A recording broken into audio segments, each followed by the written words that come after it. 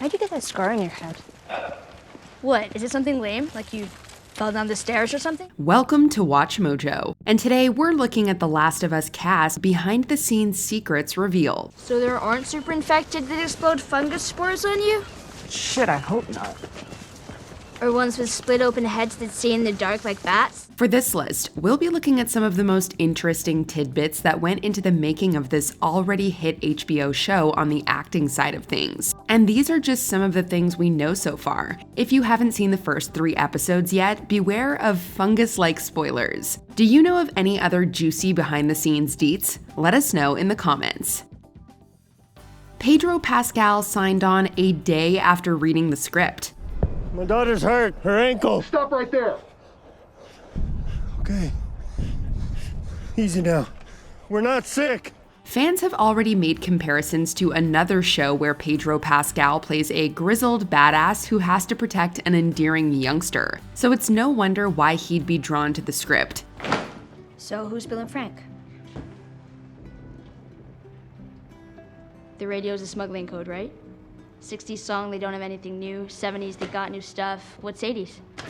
Joking aside, Pascal clearly saw the potential for the show from the get-go, agreeing to play Joel within a day of reading a script. In an interview with BuzzFeed, creator Neil Druckmann admitted to the creative team having eyed Pascal for a while, recognizing the nuance needed to play a haunted yet stoic survivor in the actor. Druckmann further elaborated, lauding Pascal for creating, quote, compelling moments of humanity that you see slowly emerge. Is it hard?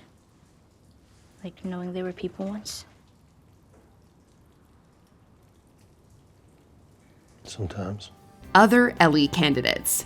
While the search for a Joel ostensibly wasn't too difficult, Ellie was a different story. State your name, slowly. Veronica. Same as yesterday. And the day before. And the day before. And the... Hey, people are gonna come looking for me.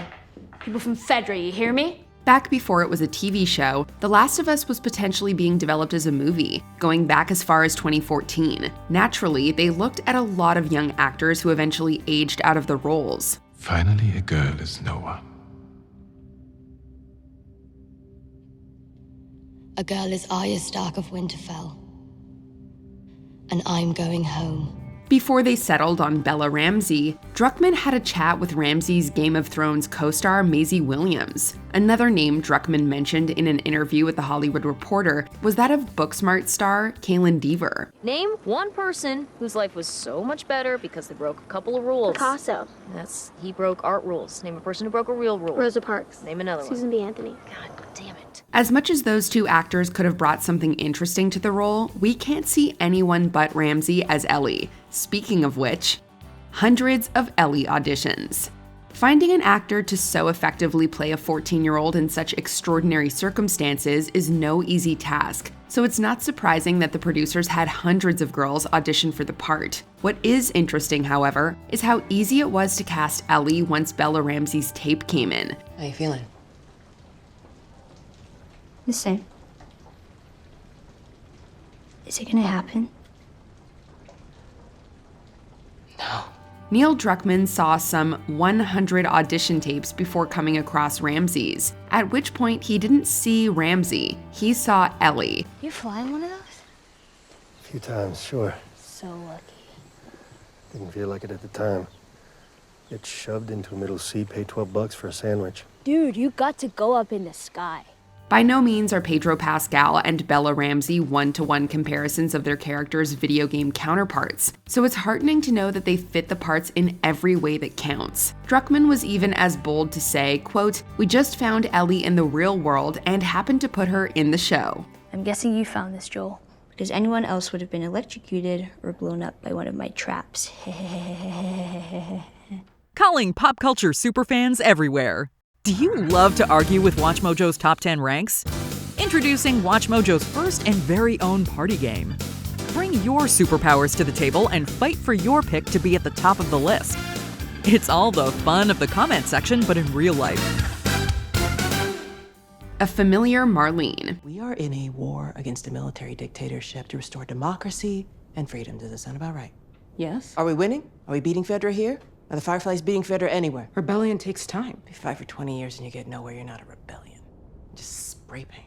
The show, for the most part, has done pretty well finding actors who either physically or characteristically resemble the characters for the game, but they really couldn't do any better than Merle Dandridge as Marlene, probably because Dandridge played Marlene in the game too. I need something smuggled out of the city. You do that, I'll give you your guns back, and then some. Indeed, Dandridge is the only actor to reprise their role from the game here, and she works as well in the part as she did 10 years prior. Obviously, playing Marlene this time around was a whole other experience for Dandridge, who actually got to interact with the world directly rather than act on a motion capture stage. We were gonna move Ellie out of the zone tonight, but we won't make it anywhere like this, not for a while anyway. So now I'm thinking, you're gonna do it. Circumstances and environments may change, but hey, when it works, it works. Nick Offerman and Murray Bartlett's casting timeline. Here's the thing, Frank. If I feed you, then every bum you talk to about it is gonna show up here looking for a free lunch. And this is not an Arby's. Well, Arby's didn't have free lunch, it was a restaurant. Already, Long Long Time is being called one of the best TV episodes of the year, as Bill and Frank's hauntingly beautiful apocalyptic love story has moved fans to tears. Oh, it should be furious. But from an objective point of view, it's incredibly romantic.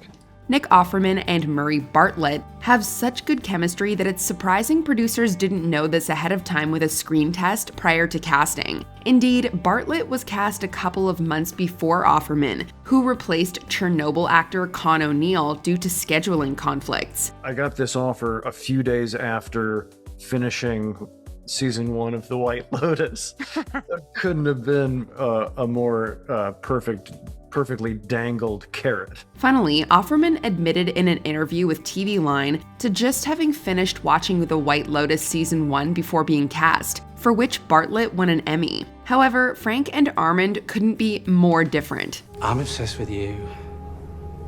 I want to get you naked. What do I gotta do? Bella Ramsey and Pedro Pascal were told not to play the game. Okay, from this point forward, we are silent. Not quiet. Silent. No question. Some actors find delving into a source material can provide a helpful roadmap when adapting a character. Others like to go in entirely fresh and find their own groove. This second method is what producers advised Bella Ramsey and Pedro Pascal to do. But did they listen? Mostly not. You ever play this one? I had a friend who knew everything about this game. There's this one character named Melina who takes off her mask and she has monster teeth and then she swallows you whole and barfs out your bones.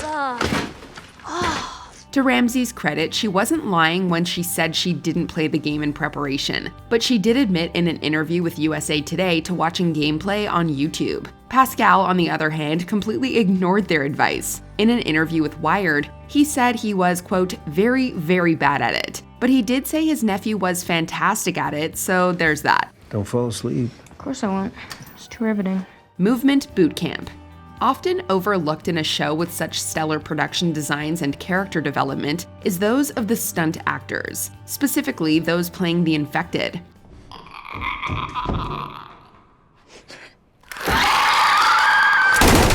Much like actors playing walkers on The Walking Dead, infected actors here had to be put through what Neil Druckmann calls movement boot camp to get the physical mannerisms down pat. We found some terrific actors who were fans of the game and understood the movement, and we're really happy with how it all turned out. We can't imagine the preciseness and discipline that goes into something like that, especially with the amount of fungus prosthetics that are covering their faces. But looking at the finished product, it's obvious that the filmmakers found a dedicated crop of physical actors to bring the infected to such chilling light. Bella Ramsey's Switchblade idea. Nice knife.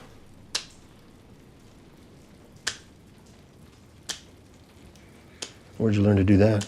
The circus. Filming was clearly a very collaborative and engaging process for those involved, if only evidenced by this scene. When we catch up with Joel, Tess, and Ellie in the second episode, we see the latter dozing with a switchblade in her hand. Morning. According to Neil Druckmann, this little prop inclusion was thought up on set by Bella Ramsey herself. She conjectured that this being Ellie's first night with her new traveling companions, there's no way she wouldn't be sleeping with some protection just in case, especially since the adults just found out she was technically infected the night before. No, I'm not sick. No! I am not sick. No! I'm not sick. Look. This is 3 weeks old. Nobody lasts more than a day. Ellie has a myriad of reasons to want protection, but it's small character details like this that really speak to how the actors are fleshing them out. If she so much as twitches, don't. Did you enjoy this video? Check out these other clips from WatchMojo and be sure to subscribe and ring the bell to be notified about our latest videos.